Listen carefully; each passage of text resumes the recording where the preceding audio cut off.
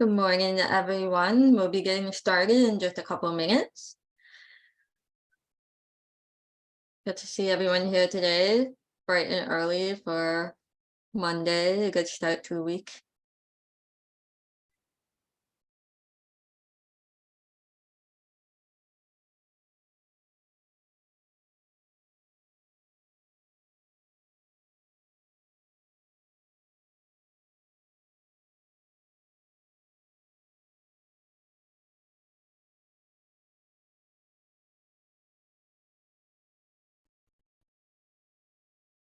Right.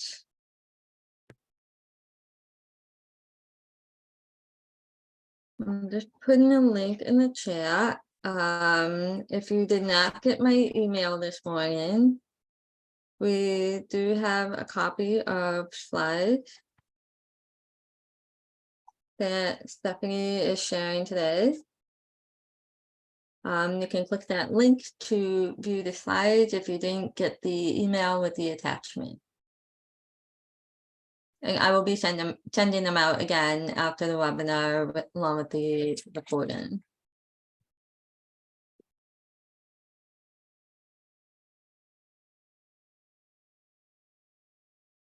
All right. Got 1 minute to go.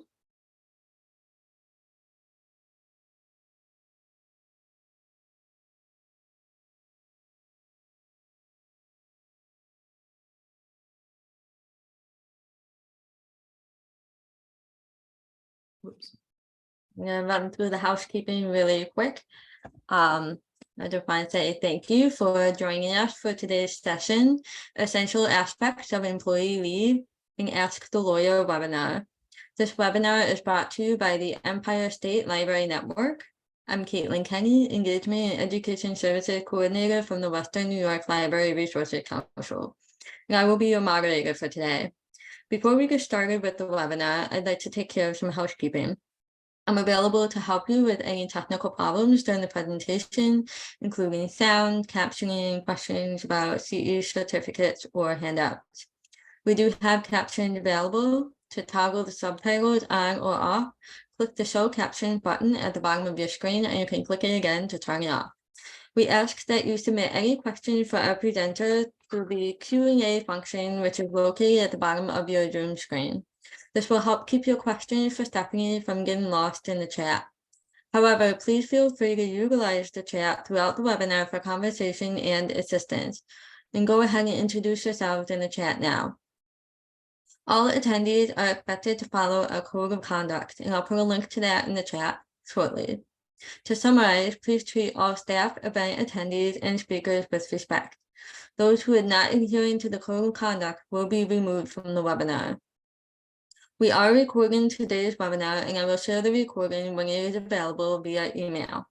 I will also be sharing a link to the certificate of attendance form and to the evaluation form in the chat towards the end of the webinar. Now that I've completed the housekeeping, I'd like to introduce our presenter for today, Stephanie Nicole Adams, from the law office of Stephanie Nicole Adams. She is also our lawyer for the Ask the Lawyer database, if you're already familiar with that. And she has delivered many wonderful presentations for us in the past. Welcome, Stephanie. Oh, thank you, Caitlin. Hello, everybody. Good morning. Happy Monday. I hope you all had invigorating weekends.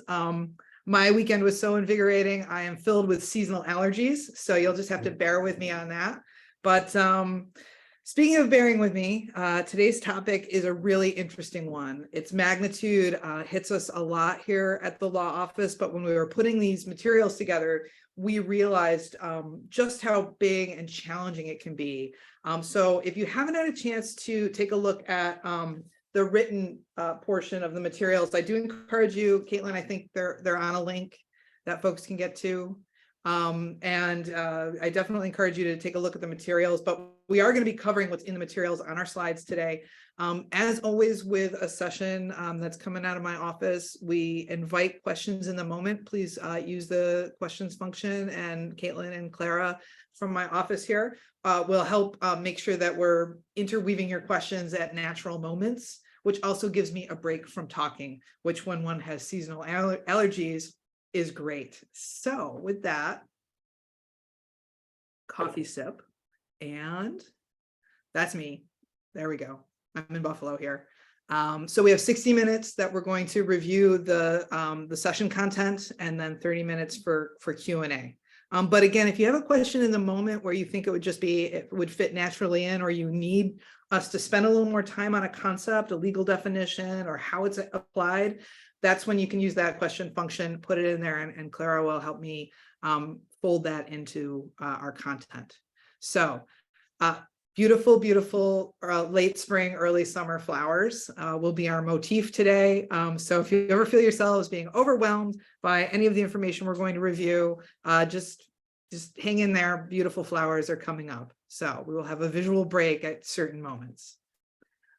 Okay, so why do we need to have a session on essential elements of employee leave affecting either libraries, library systems, our 3 Rs, and we're also throwing in some consideration for our museums and historical societies, just in case, right?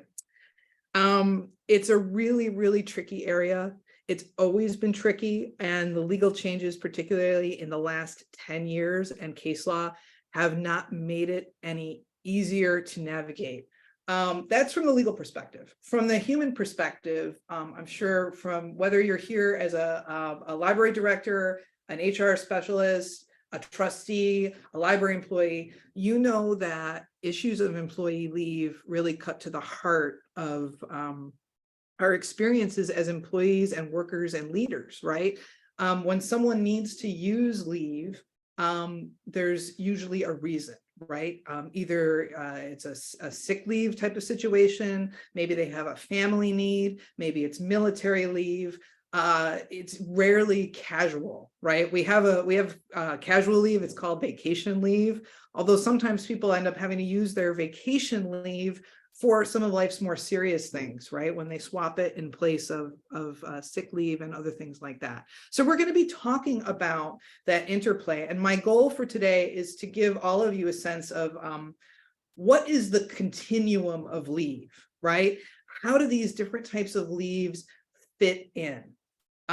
What makes that challenging in your world, in library world, as they call it, is this slide we're parked on right here.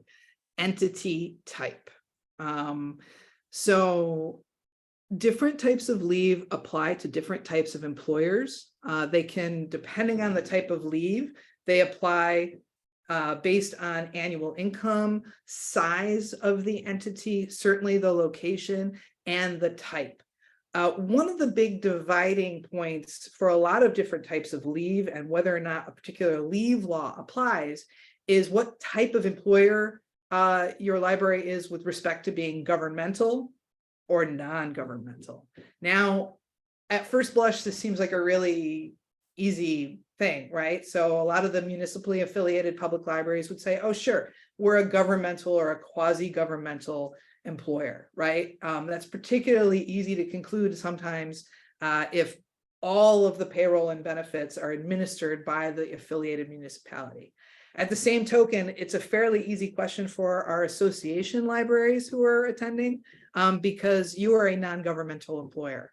But for school district public libraries, special district public libraries, it's not always so simple. So the first thing, before we even start talking about ADA, paid sick leave, paid family leave, all of these things, we have to think about what type of employer.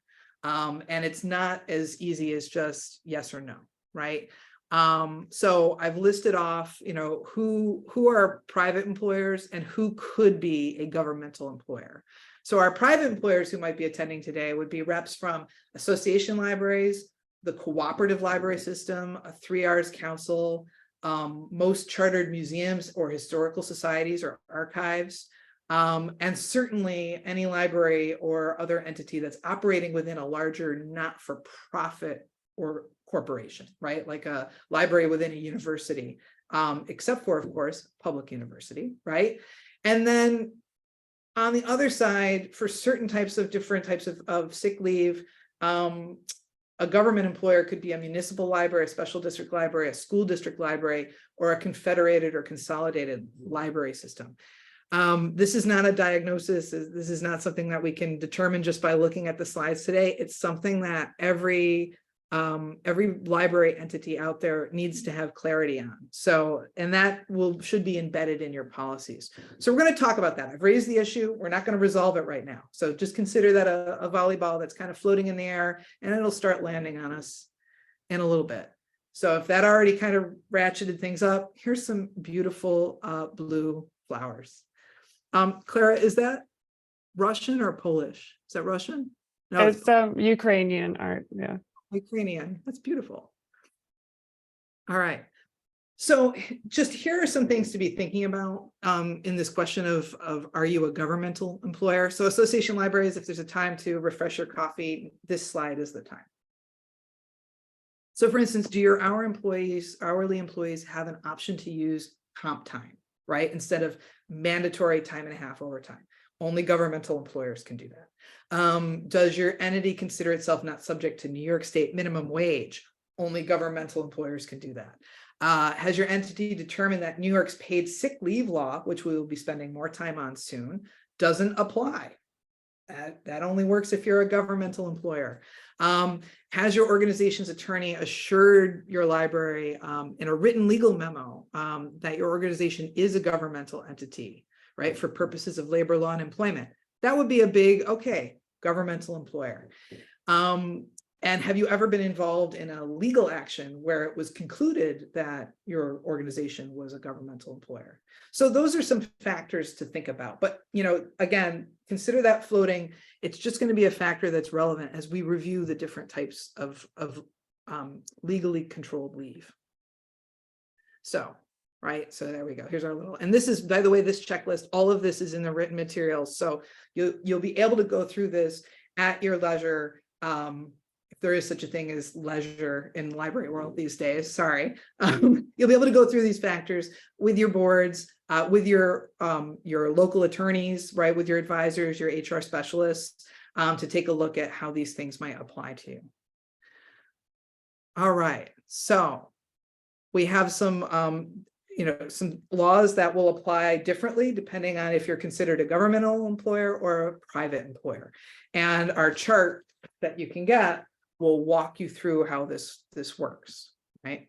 So there are a few other variables to think about when you think about your different types of leave, okay? So does your organization follow the procedures of a sponsoring municipality or school district? So one of the things that I see out there a lot is libraries that say, we just use the town's HR manual, right? And maybe we have a couple extra policies that apply specifically to the library employees, but really we just default to that. Another big consideration is there a union contract? Really, really important.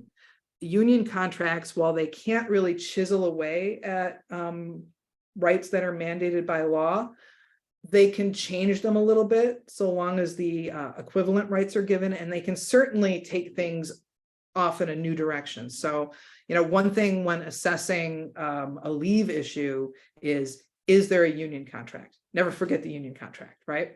Same thing, most libraries tend not to use employment contracts that govern particular employees, but some do. So one thing to think about when considering someone's need to take a particular kind of leave is there a contract with this employee? If there's a contract with the employee, it will also change the leave, right?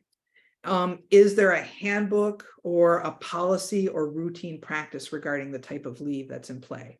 And from the questions we got in advance, which we will be addressing during this session, I know that many of our attendees have handbooks and policies, but are concerned that maybe those policies might be a bit outdated or weren't drafted to coordinate well from one type of leave to the other, right, on this continuum of leave. And of course, the big question is, does your entity have to follow the civil service laws, which, again, except for our non-association library attendees, you're having to think about civil service law in the context of particularly disability leave, and we will be spending time on that. Clara, did we get any questions so far? Awesome, everybody. All right, everybody's along for the ride. And these beautiful flowers. All right. So if we think about vacation leave, I'm starting off with that. And vacation leave is not required by law, right? So vacation is a wonderful thing. Some places now just call it annual leave rather than vacation. Personally, if I were gonna, I don't know, we call it vacation here at my office. I guess it could also just be like recreation leave. It's specifically a leave that really should be about allowing employees a time for rest, relaxation, restoration, right? Not to make it sound too much like France, but that's really what vacation is for. And because maybe it would make us sound like France, vacation is not mandatory, right? However, if there is a vacation leave policy, vacation can be considered a type of compensation. And as you all know, probably vacation does accrue, and you can set limits on how much of that vacation can accrue either within the year or from fiscal year to fiscal year. It will be set by policy, and people, if they resign, are owed their vacation leave upon resignation, as long as they, as long as they do so according to policy. And if a policy is silent on what someone needs to do to leave with their accrued vacation time, then they don't have to do anything. They could quit the day before and leave with their accrued vacation time. So just one thing to keep in mind is that from where I stand, a good vacation policy does hit the employer's goals with what type of work-life blend do you want to enable your employees to have? How do you use vacation time maybe as a recruitment feature, but also how do you want to structure it, structure people using it, structure it accruing, which has an impact on budgets and accounting. How do you want to structure it to make sure it's fitting the operational needs of the library? Personally, I think in a smaller library, and to me, smaller in this context is under 20 employees, making sure that people are putting in for vacation with enough lead time so that you can plan staffing, right? To have adequate staffing while still supporting people and taking their paid vacation or annual leave. But again, not required by law. Certainly very important, certainly important once you set it by a policy or maybe set it by a union contract, right?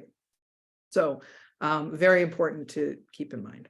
Any questions on the vacation? We're starting off with the easy one. Yes, we do have two questions. So the first question is, for paying out vacation time, is there a legal minimal amount to pay out, or is it 100%? Can we set the percentage we pay? Yeah, so that's a great question. So this does all come down to the policy, right? So, or if vacation is controlled by a union contract, same thing.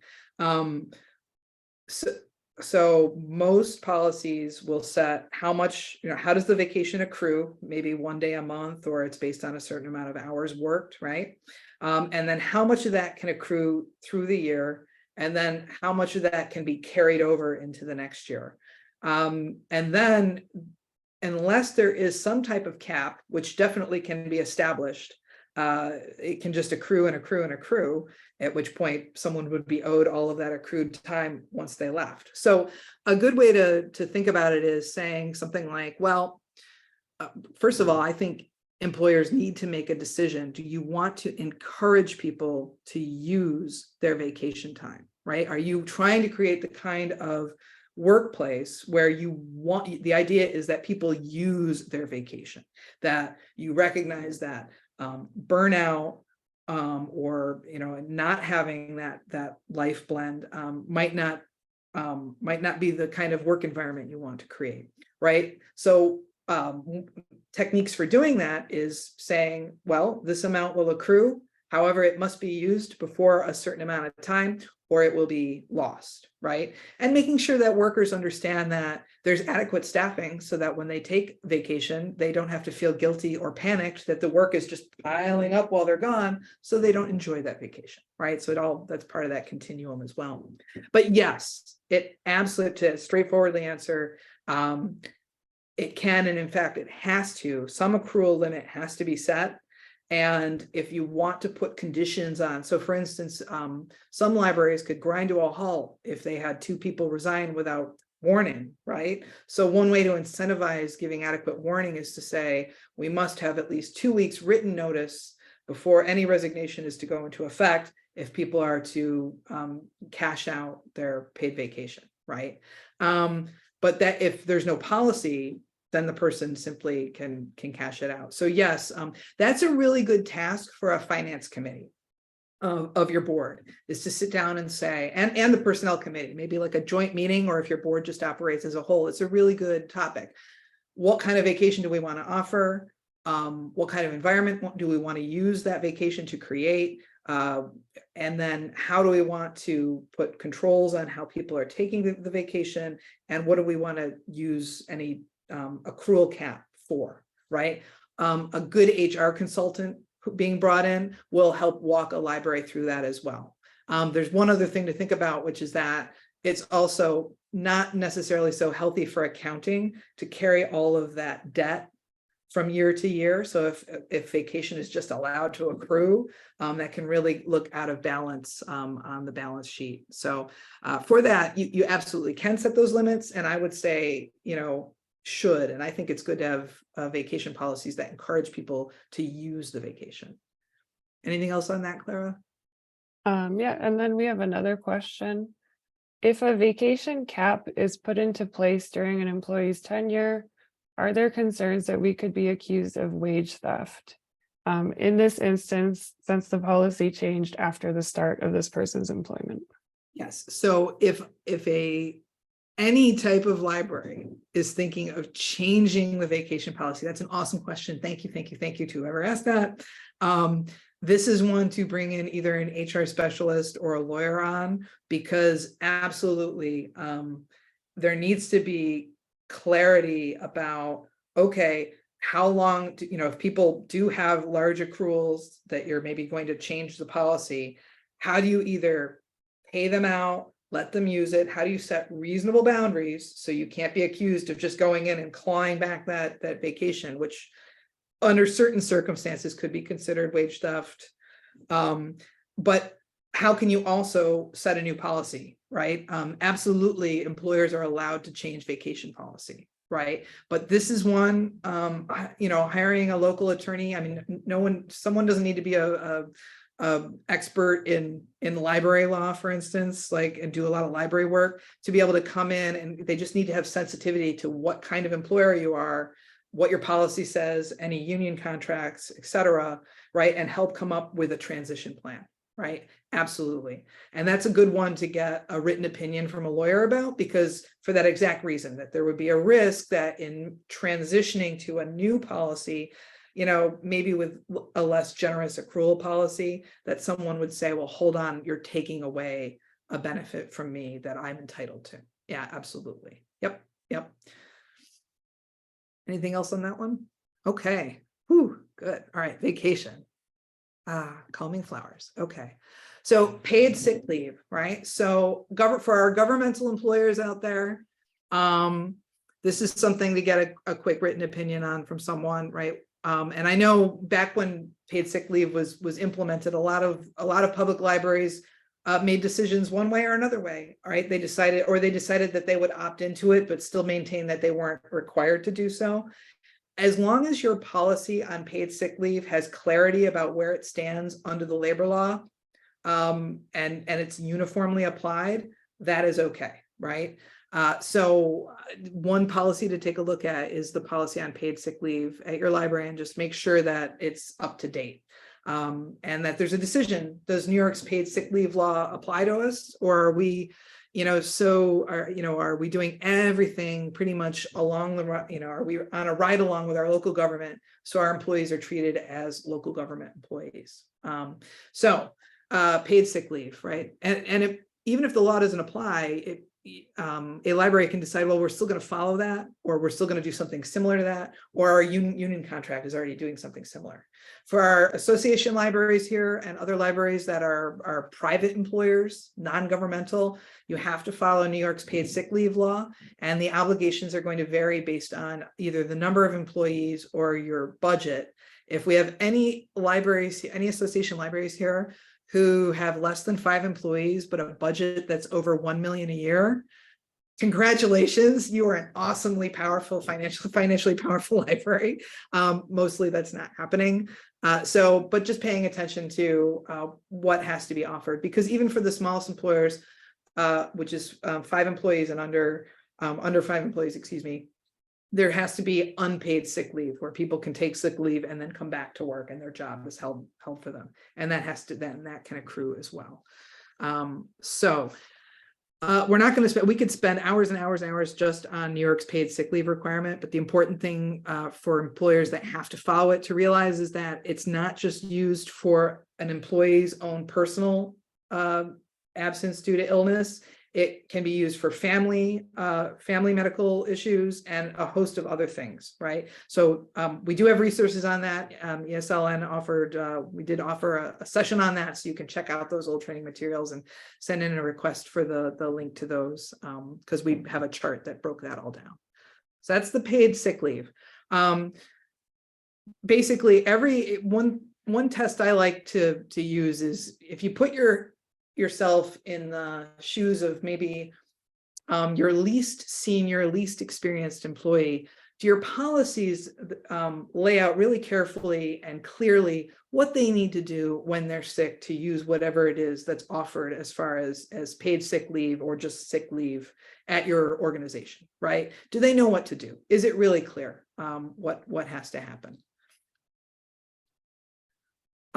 So one of the things that is important if your library does have to follow New York's paid sick leave law is that accruals have to be tracked in a really precise way. And so just making sure, we're not going to spend as much, I'm not going to read this out to you, it's in the written materials, but just a learning highlight is sometimes how sick leave is accrued, of course, will have implications for payout under the New York State retirement system. So it's really important that when you make changes, if you do make changes at your library to your paid sick leave, if you're or to your actually this is also true for the cooperative library systems and the 3 Rs, right? If you're changing how sick leave accrues, just make sure that's still in line with what's happening with your New York State retirement, your participation in New York State retirement. All right, paid family leave. So paid family leave is different than the paid sick leave. If you are a governmental employer, paid family leave is not required. But many entities have decided to opt into this insurance coverage. And it actually is, this is not just a policy, right? This is actual insurance coverage. So for private employers, so for instance, here at my law office, we have paid family leave coverage, and it's part of the insurance I pay for, that the office pays for, just like workers' compensation insurance, right? Because I've had many libraries who, they've decided that they are government employers. They do all the things to act like government employers. They follow those policies, but they've still decided, because this is really nice coverage and it's covered by insurance, that's a regular payout, that they've decided to opt in. So bottom line on this, for our for the association libraries, for our cooperative library systems, for the museums who might be here, paid family leave is required. If you're a private employer, paid family leave in the state of New York is required. It has been for several years now. Well, 3 years now. It's not new. 4 years. Making sure that your policy is up to date, that there's a posted notice that lets your employees know that this coverage is there, making sure that there's a clear policy so employees know how they would use the paid family leave coverage. And if you are a government employer who has opted in, same thing, right? It's really important to communicate how this works. Under New York's Paid Family Leave Act, whenever someone can, they are supposed to provide at least 30 days notice, right, as part of applying for the Paid Family Leave Act coverage. Obviously, that's not always how medical situations arise, right? But that is the expectation that notice is given. How someone applies, the deadlines, the process, that should all be in either a policy or your employee manual or it should be really clear that your library has decided as a, we are not offering this, right? We don't have to, and we're not offering it at this time, right? So there should be clarity. Any questions on the paid family leave? Yeah, we just got one. So paid family leave is required by New York, but what if you have an employee that works out of state? Oh, that is interesting. I have a gut instinct answer, but I never do that. So I will look that up and we will send out a follow-up on that. Yeah, we'll just leave it at that. Sure, I know, but I don't guess on these. So, but yeah, that's an important consideration. And for every policy that you have dealing, addressing out-of-state employees is really important if you know that you're going to be using, remote worker employees as opposed to independent contractors. So. I have Sure. one more question. So as a municipal library, we follow the municipality's policy, which is we do not use New York State paid family leave. Can we pass a policy that allows some sort of parental leave to extend protections to new parents? Yes. So it's fine to just follow what the municipality is doing and not offer that particular type of leave. We're going to talk a little bit further in the presentation about making sure that if there's a discretionary policy where people can apply for leave, that it has to be enforced and offered uniformly. So almost to the point where there should, well, here, I'll just come out and say it. Any policy you have where additional leave can be granted, whether it's personal leave, anything like that, where it's discretionary. So in other words, additional leave will be granted at the discretion of the executive director or the board. My strong position on that is that anything where discretion is possible should be a policy that is phased out and certainly replaced with something that reflects the spirit of what is intended. But the moment that you have leave being granted discretionarily to one employee and potentially not to another employee, that is lawsuit territory, right? One employee can say, well, you granted it to the man, I'm a woman and you didn't grant it to me, right? It definitely sets you up to have any type of civil rights based claim of unequal treatment. And frankly, from an operational standpoint, it puts a lot of pressure on either the director, the executive director, or the board to grant these things when there's other ways to meet the need, which, why do we have discretionary leave? A couple reasons. We would have discretionary leave because someone has a medical situation and they've exhausted all their options, right? But they want to know their job is waiting for them, right? Another would be someone wants to backpack across Europe and know that their job is waiting for them when they come home, all of those reasons. But there really should be a quantifiable formula for granting that, not discretion, because it lays you open and it can also just deteriorate morale and undercut leadership. So that's something, if there's discretionary leave of any type in policies, that's a good one to take a strong look at and see, is there another way that we can do this where we're removing the risk that it could be seen as arbitrary, while still, granting, whatever sabbatical, personal, additional leave, right? There are other ways to do that. Although for our civil service employees, you have to think about civil service laws and how that applies as well. So we have one more question. If the governmental employer is governed by a union contract, does that opt-in need to be negotiated? I am having trouble envisioning any other way that could be done. Yes, right. So the most likely, unless the union somehow for some reason said, yeah, no, we agree that that's not subject to bargaining, but I can't picture a union doing its job and just sort of punting on such an important issue, right? You know, for those of you who are working, you know, on the union side of things, you know, thinking about how is the employer offering this continuum of leave to make sure that your union members are feeling, you know, in different phases of life, right? New employee, you know, an employee who's starting a family, you know, a longer term employee, all those, you know, that at every phase of their employment or their life vis-a-vis that employment, that they're feeling that there's clarity about the rights they have and how they can use them. And I've seen a lot of union contracts that frankly do not meet that standard, right? And I don't think it was because of pressure, like negotiation pressure. I think it was because a lot of times union contracts are based on templates that are like 20, 30, or 40 years old. And the laws and what can be done have changed so much that even the language and the approaches in the contracts is antiquated. By the way, you can probably tell I'm a big fan of scrapping old union contracts and starting afresh with fresh language because of that, right? For the sake of clarity and fairness on both sides of things. So, any other questions?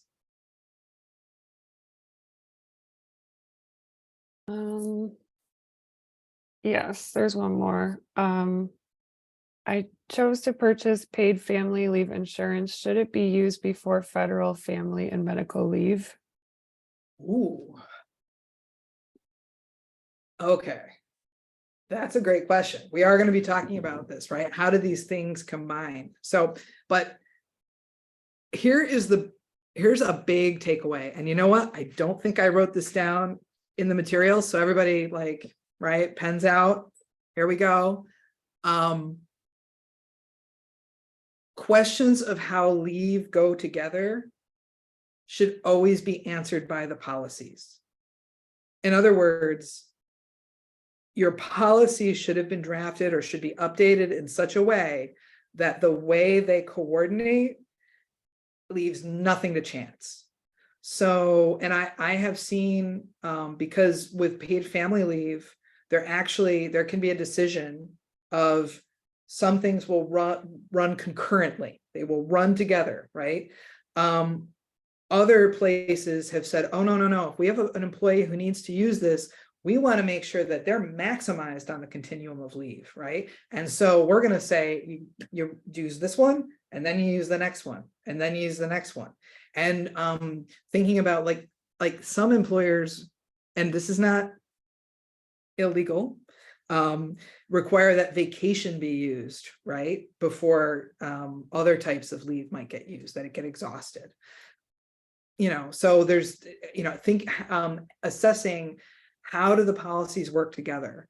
So, and this is another one I didn't write down because this is a technical session, but I would say this: when your organization is thinking about updating its leave policies, right? If anything we review today leaves you thinking, uh-oh, right, we need to update this, we need to make some decisions here. Before you start doing that, it's really good for the board and the director, but this should be a board-driven thing to decide what is our philosophy with regard to leave, vacation, sick, all of this. What kind of workplace are we trying to create? And there's no one right answer to that, right? So, you know, some places will say, you know, we want a casual environment where, you know, people are entrusted with a great deal of autonomy. We want policies where they're able to manage a great deal of time out on their own. And we just want to attract the best and let them do their thing. And that's it, right? That's great. Other places maybe, no, you know, we need a more team-oriented approach. We want to encourage people like working with either our HR department or wherever, and we're going to have, you know, people working closer to home, and we want them planning things out really tightly. We need to make sure we have assured staffing, right? And so that's going to be our main philosophy, right? So like, what's good for the organization, what's good for the employees. Once an organization has decided its overall philosophy, how policies are coordinated kind of falls into place, right? Because suddenly, you know, you're saying, well, the first thing we need to think about is a regular schedule, right? Or, oh, the first thing we need to think about is, attracting people from all over the country. Most libraries are not doing this, right? But we did have a question about someone working remotely, right? And if it's just, we want to attract the best from a diversity of geographic locations, those policies are going to look very different, right? So thinking about what is the overall approach, why, aside from what's legally required, what is the approach about leave?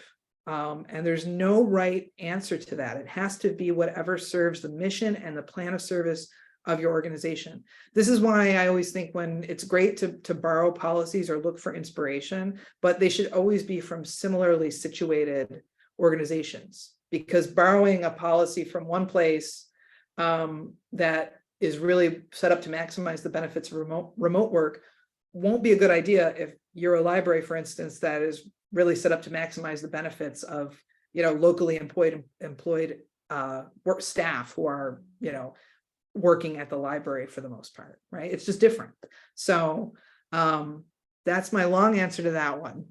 So just know your philosophy, know your leave philosophy before you make some of these decisions. Because to return to the original question, some of them can run concurrently, some of them can stack. It depends. Whew, sorry. Thank you for hanging. Are there flowers coming here? Look at the flowers. They're beautiful. That really is beautiful. All right. So workers' compensation. So state of New York, I'm a fan of the state of New York. State of New York says everybody is contributing to workers' compensation, right? Doesn't matter. So government employer, private employer. Now, of course, our government employers, there's provisions for a certain amount of self-insurance, right? And a lot of some local municipal libraries will find themselves covered by the self-insurance that might be offered by like a county or a large town. So that's just something to be aware of. And then they might, part of the library's budget might be to pay an invoice that comes from the government employer. Taking a routine look at that. I had one instance of a library that was taken off of local comp and nobody told them. Because, why would you mention that? So anyway, just make sure that that's something that gets checked in on a routine basis. And then, and so everybody has to have workers' comp. Workers' comp, by the way, is a really good reason, making sure that you have a really clearly transmitted expectation that any employee who experiences a worksite injury is immediately letting the employer know. Even if it turns out to not create a lasting effect, and maybe there doesn't even need to be a comp claim in the context of that injury, a work-related injury must always be reported so that if there is any coverage that's going to be needed, that the record keeping on that can start off. Really, really important. So for those of you who have adopted remote work policies, this includes remote work. If someone is injured while working in their home office and they are on work hours, they may have workers' comp coverage. So this means in two policies, in your workers' comp policy and in your remote work policy, it should be really clear. An employee who is injured when they are traveling for work reasons or working remotely must also promptly report the injury, right? So we can begin tracking. So that's just something that should definitely be in the workers' comp policy. And of course, sometimes workers will receive workers' compensation for the effects of an injury, but may actually not experience a disruption in work, or they may have to stop working due to a work-related injury, in which case, they will be out on a period of leave while they are being compensated, receiving compensation or some compensation through workers' compensation, right? So that's for all that. Really good record keeping on that is important. So having the forms, working with your particular carrier to make sure you have updated forms. Your carrier, whoever your carrier is, wants you to get this right. So if you're sitting there saying, uh-oh, I need some additional information on making sure our workers' comp, our posted notice and our forms and our incident report forms, and how does this happen? Reach out to the carrier. A lot of them will train you. right, on their specific approach to putting in a claim and paperwork. Some of them will even have risk management and safety training, because of course your workers' compensation carrier doesn't want people to experience work-related injuries. So there may be some resources there. So if you're looking for reduced cost training and risk mitigation, that might be a place to look to. Any questions on the workers' comp? Okay. Yeah, you all have to have it. So yay, New York. All right. So disability coverage. So New York kind of led the way on also insisting that private employers have to offer coverage for non-work related injury. So if you are not a government employer or otherwise exempt, you do have to provide this type of coverage. Now, one thing I've run into is there are some narrow exceptions to these requirements to education corporations, but it's only if the employees do no manual labor. And we have guidance from the Workers' Compensation Board and others who oversee this coverage that, yes, filing and shelving books is considered to be manual labor, at least in this regime of the law. So it's very rare that a private employer can actually use this exception, because the typical library museum work of just engaging with the physical collection is enough to say nope, or filing, whether or not you're engaging with the physical collection is enough to trigger this manual labor expectation. So if someone says, hey, there's an exception and you don't have to have this coverage, don't just, unless it's a lawyer who's giving you that assurance in writing so that their malpractice coverage is on the hook in case your organization gets dinged for a violation in this, don't just accept that as guidance, right? Get it in writing from someone who is qualified to give that assessment. But depending, if you do have only employees who absolutely do no manual labor, there could be an exception there. Any questions on that one? All right. Oh, we're okay. Okay. So this is a big one, ADA. So for our government employers, regardless of the size of your workforce. So in other words, if your employees are able to get comp time, the ADA is applying to you. This is something that I've had questions come in where people say, well, we know our town library doesn't have to follow the ADA. That is absolutely not the case. If you're considered a government employer, you are following the ADA, regardless of your size, right? Now, next part of this consideration is our private employers, right? So again, association libraries, I'm looking at you, right? It is true that the ADA applies to private employers with over 15 employees. However, I keep talking about the great state of New York, right? So in the great state of New York, we have the New York Human Rights Law. The New York Human Rights Law applies to all employers. And then for the most part, although I could invite a few attorneys in here and we could quibble about some nuances, but for the most part, the New York Human Rights Law absolutely bars discrimination on the basis of disability, and that includes denying an employment opportunity because someone needs an accommodation. And it is applied almost exactly like the ADA, except for possibly sometimes it's stricter, right? So basically, regardless of size, regardless of the type of employer you are, we could also talk about library patrons, but I'm going to leave that over here for now because we're talking about essential elements of employee leave, right? Essential aspects, excuse me. So if an employee needs either leave as an accommodation, right, or needs any type of accommodation, it is very, very wise to have a policy for requesting those accommodations. And just like all the other policies I've been talking about, where you need to think about how does your continuum work? How does one type of leave potentially flow into the other? Thinking about this as well. So an example would be if an employee had a condition that was causing chronic fatigue, and a doctor said, my patient is needing to only work, in a physical standing up capacity, every other day, right? And that accommodation needs to happen. Regardless of library type or library size, that would be a disability accommodation request that needed to be considered. If at the same time that person needed leave to go seek treatment, right? That may or may not also be some type of leave under the Family Medical Leave Act. And it certainly might also trigger obligations under New York's paid sick leave law, right? So, depending, it could trigger several things, but one of the things would be an accommodations request. And so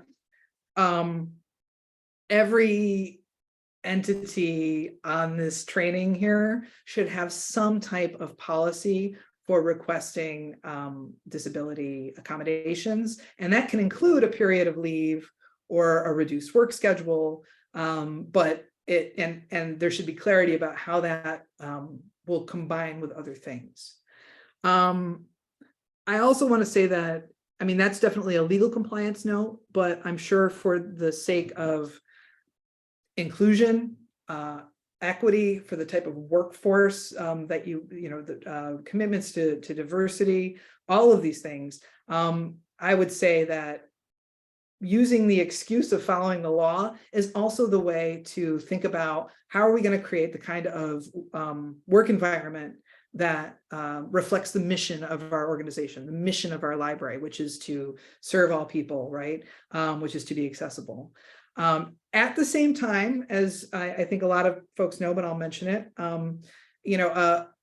a disability request, a request for accommodations, which may or may not include some type of leave or reduced schedule, also needs to be reasonable in the eyes of that particular library and that employer. But reasonable has different applications. But I would always say a good attitude to start out with on this, number one, there should be a policy. So an employee knows how to make a request.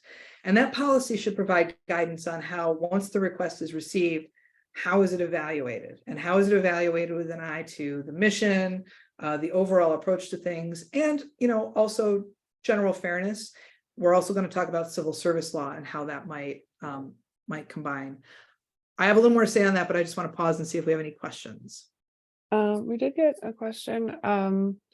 Would an employee with cancer qualify for an ADA leave accommodation? And just kind of going off of that, are there some resources about like what types of things qualify for accommodations?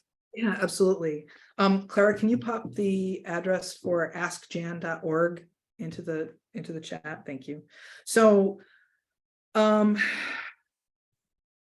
a disability under the law is anything that can interfere with the performance of essential life functions. Most definitely the impact of receiving like a regular treatment, like Clara mentioned, could qualify. The address I asked Clara to pop into the chat, askjan.org. One of my favorite websites for this. It was created in affiliation with the U.S. Department of Justice, who is the federal enforcer of the ADA.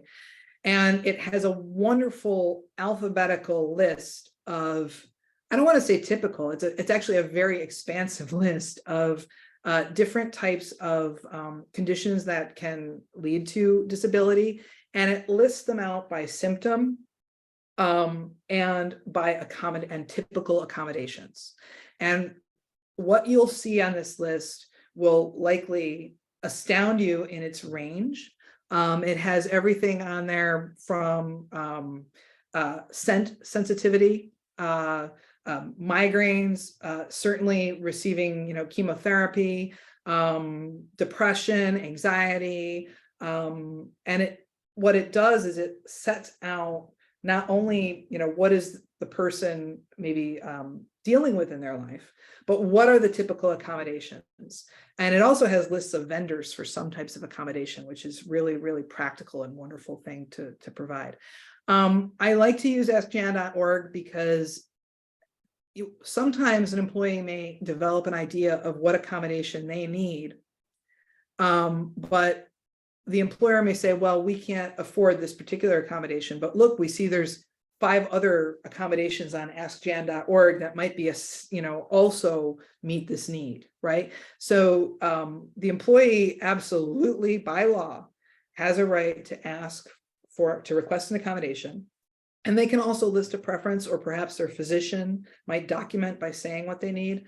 But there's it's a dialogue, right? And there's other options that might be allowed as well. I want to say the important thing on this is for employers to approach this with a can-do spirit. Like, that's the important thing, is to, unless anytime it's concluded that accommodations requests have to be denied, it is best to do so with either an HR specialist or an attorney, because at that point, there could be some legal risk, and you want to make sure that your file shows that when the request came in, it was addressed promptly, it was taken seriously, it was thoroughly considered, right, before it was denied. And sometimes employees may make a request, but it might be not be articulated as an ADA request, right? And so the moment that's raised, it's important that documentation starts, and that if it's something that hasn't been dealt with regularly, getting someone in who knows how to walk you through that is helpful. And again, it doesn't have to be someone who's just like, yes, I do library law, right? This is, you need someone who does ADA and labor law in that particular area. Any other questions on this one? Okay, I'm just going to check my time. Good. Okay. So, and actually, just the big one on this is there should be a policy. It should be easy to find. It should be easy for employees and job candidates to say, I need accommodations in this particular context, right? So it should not, it's anybody who's even thinking about applying for a job at your library should be able to, if they're going to get an interview, should be able to request any accommodations that they need.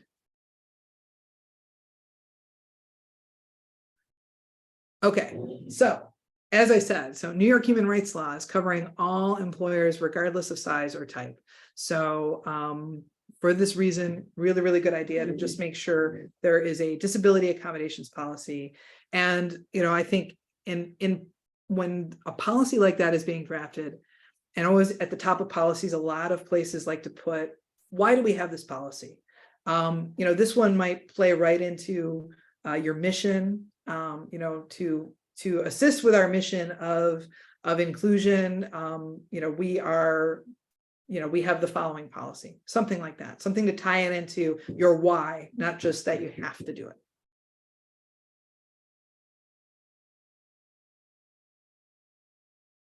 Okay, so as I mentioned, for those of you whose employees are civil service employees, there are some added requirements when it comes to New York State civil service law and disability leave considerations.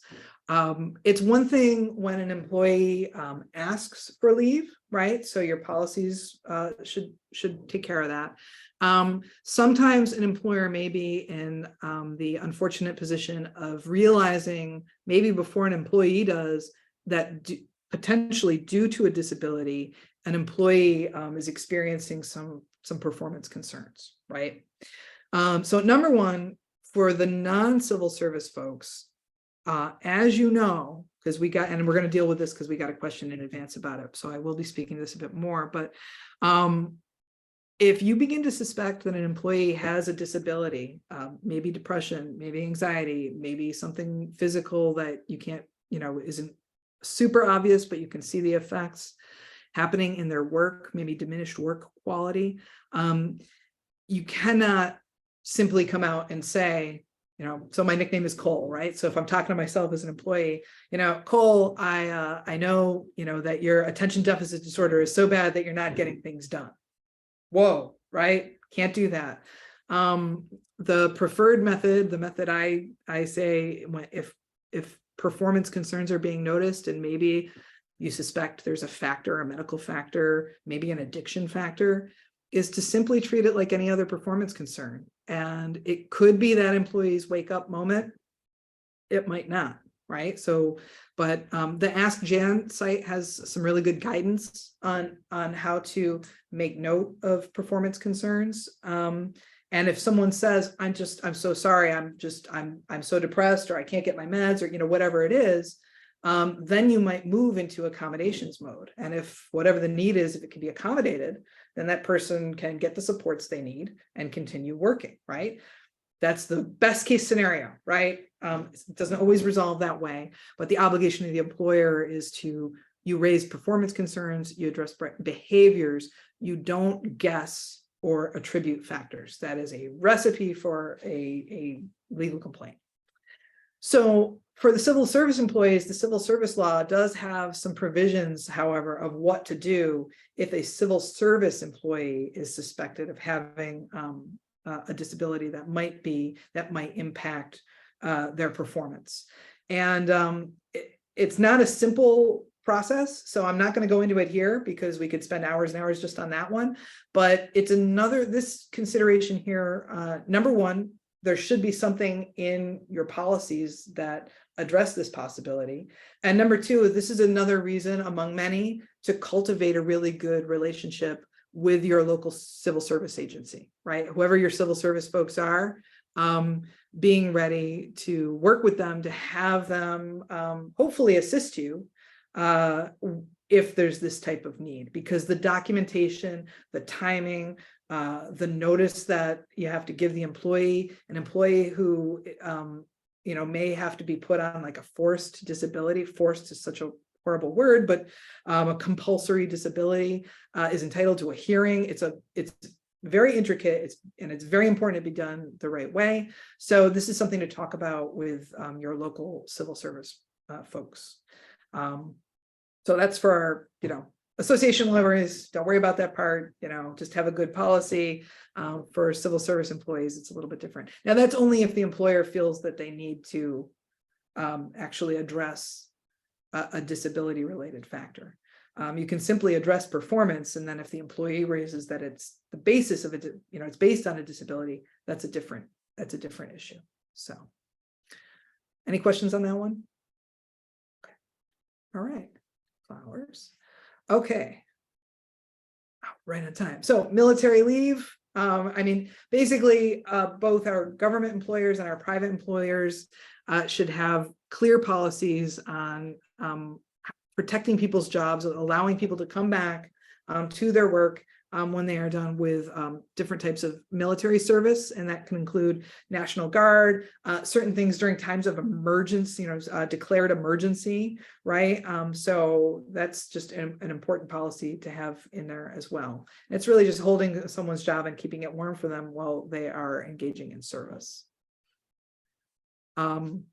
Jury duty in New York State Judiciary Law 519 gives employees the right to be absent from employment and come back to their work. I think we've got a link to some resources on having policy on that.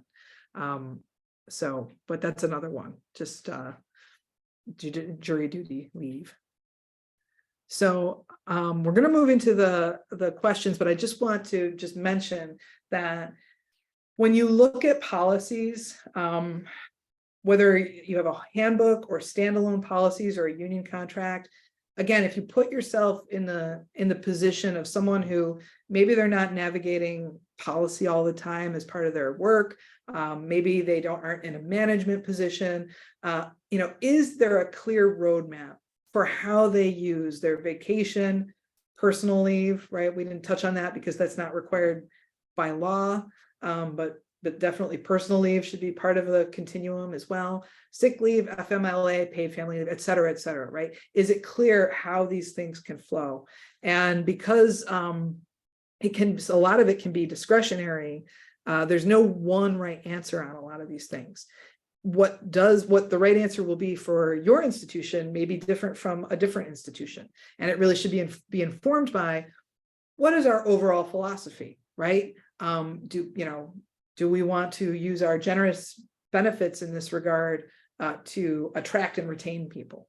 Or because of budget concerns, do we need to be a little bit tighter on how we manage things? But do we want to, how else do we want to encourage people, right? All of those considerations. So Here, you know what? I'll just pause for 1 second, just in case we have any questions before we move to the questions in advance. We do. So this one is again about for remote work. So this person wrote that it has been my understanding that the rule to follow for remote out-of-state employees is that they are subject to the laws of the paycheck source state, the headquarters. So if the company owned by a Japanese manufacturer, but the local headquarters is located in New York, the paycheck comes from New York and the employees are protected by New York labor laws. Is that correct, working in public versus private sector? Ooh. Let's see here. This is being recorded. How do I want to answer this? In general, okay, so number one, at least 75% of the time, I'm going to say that's true, but there's always an exception in this kind of thing. So, but in general, for all the employers who are on this training, right, you are all New York State employers, and you should assume that New York State law is going to apply to your employees unless there is a specific exemption, right? There are some specific exemptions out there, but yes, in general, I do like, I don't know, it's the paycheck test is one, but other factors will be looked at as well. So it depends. So for different kinds of legal claims, it just depends. So if you're trying to recruit a lot of folks from out of state, this is something that every policy you have should speak to. If it's if you have one employee who's kind of an outlier, then how all of your policies apply to them should be addressed in their hiring letter or in some kind of letter that confirms how all of this is going to work out. And there's too many permutations for me to say like there's one rule. But yeah, definitely looking at where the paycheck is coming from is a big one. And assuming that New York is going to apply, but unfortunately, there may be laws in the home state or the home country, particularly with regard to tax, income tax, certain kinds of liability, certain kinds of computer security that are going to change as well. So it's definitely one that, again, if you have the one employee, you can answer that on an ad hoc basis. If you're setting up to be largely remote, I negotiate employment contracts for people sometimes, and the things that particularly California employers will try to sneak in their contracts, right? So sometimes it can't be done, but they'll still try to do it by contract. So just you know, if you got the one person, have your local attorney just take a quick look. If you're setting up, make sure your policies are addressing things. Yeah. All right. So here we go on the questions we got in advance. So number one, our company's parental leave policy is very antiquated. How do we go about suggesting change? So, I mean, obviously, if your private and the Paid Family Leave Act applies, that's a great way to say, hey, we need to take a look at this, especially because the benefits under that have changed from year to year as the fund was being built up. So as I believe it's fully funded now, so it's a good time to take another look at it. If you're not subject to Paid Family Leave Act and looking for other techniques on this, one way I would suggest is that, so we had new sexual harassment laws and gender discrimination laws in the state of New York hit in 2019, right? And recently the state of New York has updated the template for sexual harassment. Now you're like, oh no, I didn't come on here to talk about sexual harassment. I'm not, but I will say that when I review older parental leave policies, they tend to be laden with very gendered language, right? And they tend to talk about benefits for mothers, right? Benefits for fathers, right? And sometimes those things were coming from places of great compassion and inclusion, but nevertheless, probably a good time to update, because if you're giving out benefits on the status of someone being a parent, that is something to think about very, very carefully, because it could be loaded with some gender issues. And also people, if there's benefits going to people who are having children versus people who aren't having children, you may have some equity concerns also. So a way to raise that, I would say, is that the world has changed, and the legal landscape, the liability landscape, and the benefit landscape has changed so much in the last 5 years, definitely the last 10 years, but even the last 5 years, that parental leave is something that should be looked at. And probably, again, it might be a good time to scrap whatever old parental leave was there. Take a look at the continuum of leave that your library or your organization might be offering, and say, okay, how can we make sure that this is equitable from the perspective of all of our employees, regardless of gender, right? So the options on this, by the way, change radically if your library has decided, well, we don't have to follow the paid sick leave law, we don't have to follow the Paid Family Leave Act, but we're going to anyway. Right? That right there will give a baseline of benefits that weren't available before. And really importantly, they won't be based on gender, because they will be based on the latest legal requirements that give those rights regardless of gender, right? So that's a good way. So I would say change, the relentless march of social change as well as legal change is a good way to raise that issue. Our second question, Claire, could you read that one out for me? Thank you. Sure. Is it possible to combine different types of leave time in order to get a longer maternity leave? If so, how? Okay, so wow. Question 1 was a great tee up for question 2. Good job, Claire.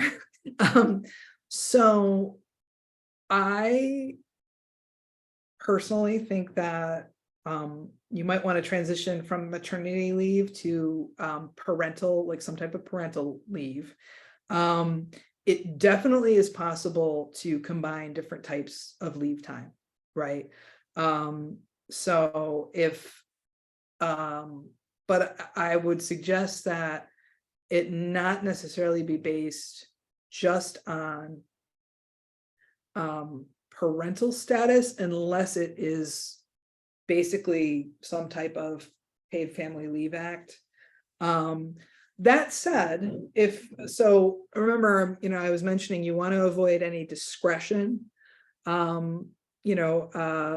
Examining, well, what is our continuum of leave, and saying, well, we know we want to grant an additional 3 months to people, like coming up with something that fits in with the other leaves that you have, that gives like a clear path, is definitely an option. I'm a little wary to say more than that, because depending on the type of library, there are some different considerations, including civil service. So it's just, after that, it's good to make sure. I'll say to you this way. If remember, I mentioned making sure that before you're making a lot of these policy decisions on an incremental basis, have a philosophy. So if the philosophy of your organization is, we would like to attract employees who are committed to growing and developing their careers over a significant time span at our library organization. In other words, you want longevity. Some places don't want longevity. Other places want to encourage long-term employees. And we want to encourage our employees to find this a good place to work at every phase of their professional life, professional and family life, right? Once you've made that decision, all right, as a potential philosophy of leave and what kind of workplace you want to create, then you might say, okay, now we want to make sure that, if we have a great employee who needs 2 years off to have children, because we want them to be able to do that and then be assured that they're coming back. There are different ways to achieve that, right? And that's where I would say, depending on the environment you're in, getting a labor law attorney or an HR person in to write that, because giving people rights just because they're parents could be fraught, but doing it the right way and maximizing those options could be a great way to attract a wide range of people. And that's great. So you just have to be careful about it. But yes, it is definitely possible to combine different types of leave to get longer periods of leave for people. So can you read the next one? Is it New York law that disability leave for maternity must start the day the baby is born unless there are complications? No. I mean, I would want to take a look at some regulations, but I looked at this and was, so maternity leave these days, for the most part, unless it's under the law, unless it's controlled by, for instance, the Paid Family Leave Act, which talks about, or FMLA and other leaves that talk about leave based on parental status. New York state law, regarding disability is going to be whenever the doctor is saying this person needs leave now as a disability accommodation, right? Or it may be phases. So, just like someone with arthritis not working on their feet, this person who's experiencing pregnancy now needs to be able to sit for the majority of the day, right? So it's going to be highly, if it's based on disability leave, it's going to be highly customized based on the medical needs. So yeah, it definitely is not that cut and dried. The first place any person who is needing to consider leave due to pregnancy should be going for that input is their health provider, right? Their health provider should be calling those shots. And then that should come in as a leave request, right? Under the disability accommodations policy. And unless there's a reason to deny it, it should be granted, right? So yeah, this is another great reason why it's really important to have those request policies, and if possible, a request form. That Ask Jan website has some really good template request forms as a starting place. Can you do the next one? Thanks. Mm-hmm. Do we have the right to ask an employee about their obvious or suspected disability, that is, limitations or special accommodations? I have to say, well, yeah, I have to say no, don't do that, right? So now if there's some law out there, there's some case law out there, if someone has an obvious disability, so for instance, comes in with a cast, a broken leg, you can assume it's okay. You can be like, oh my goodness, your leg appears to be broken. Do you need something, right? Because it's obvious. But after that,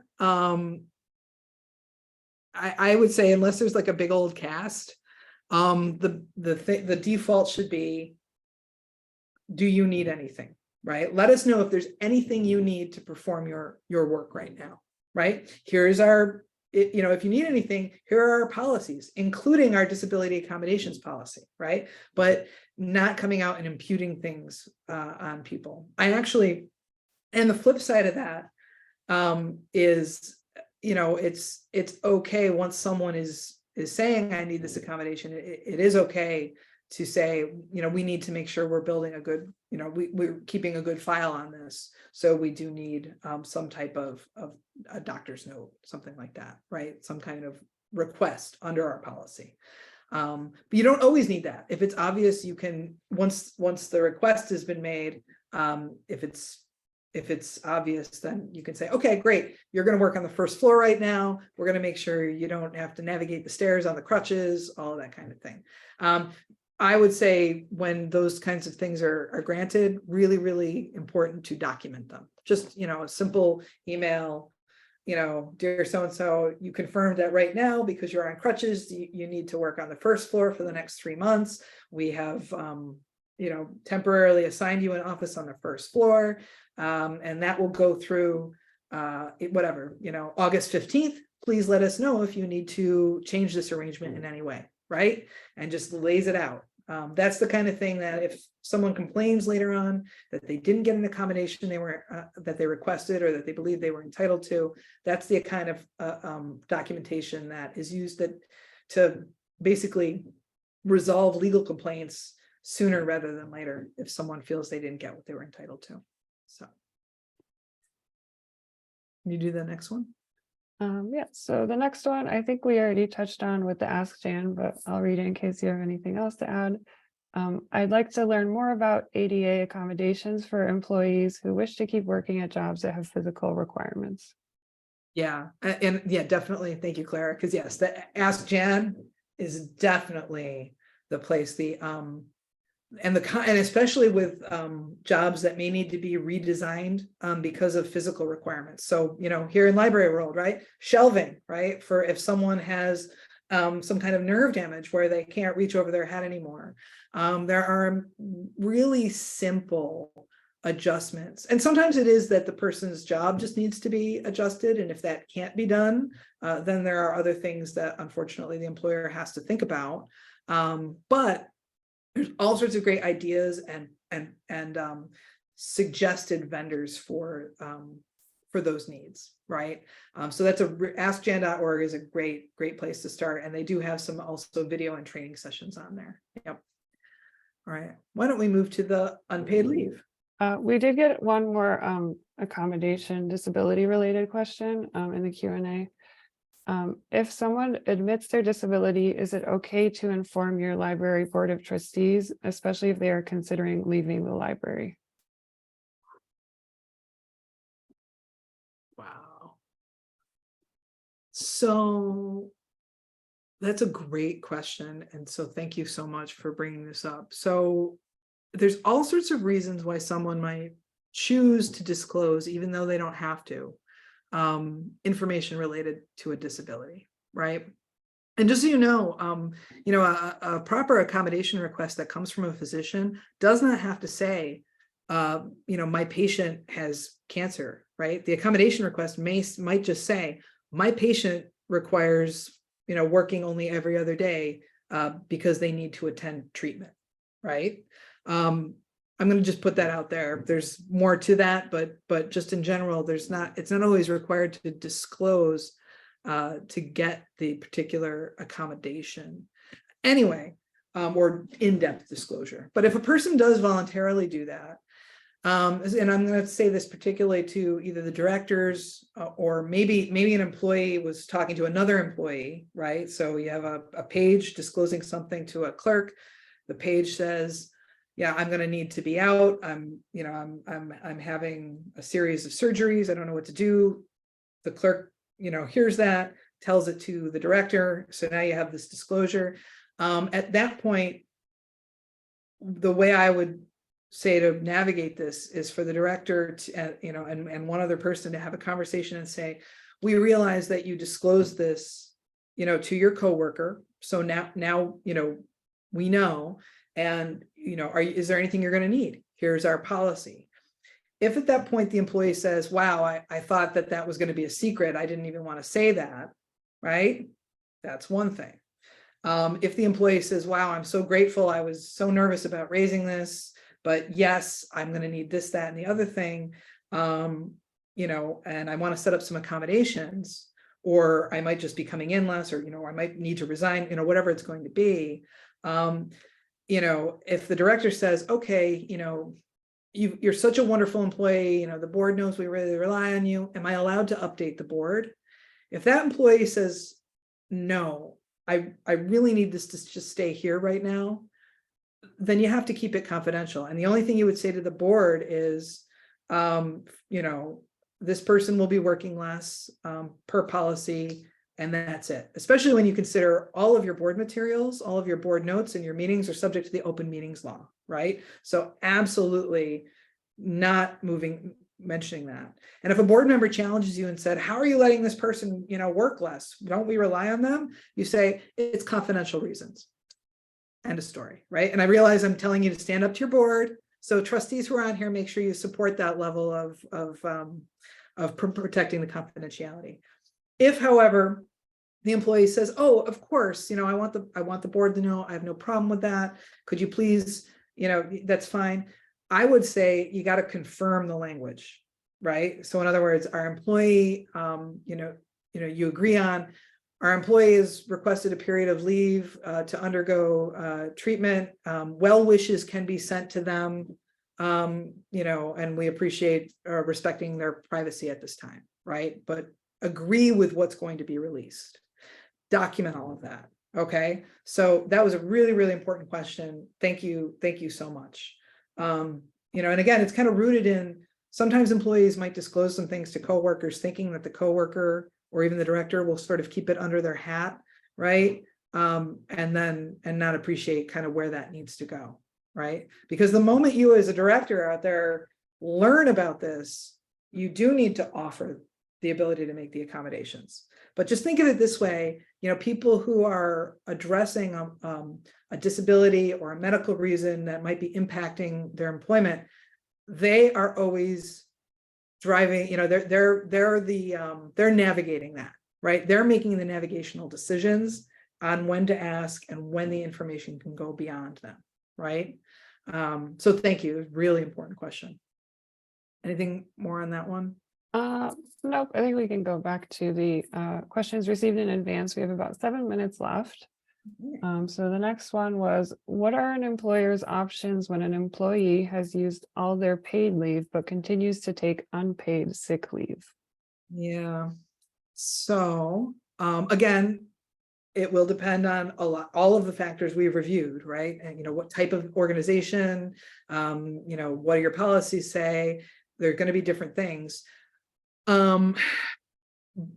But so for instance, I mean, termination is one, but I'm assuming that this question is, what are the employees' options?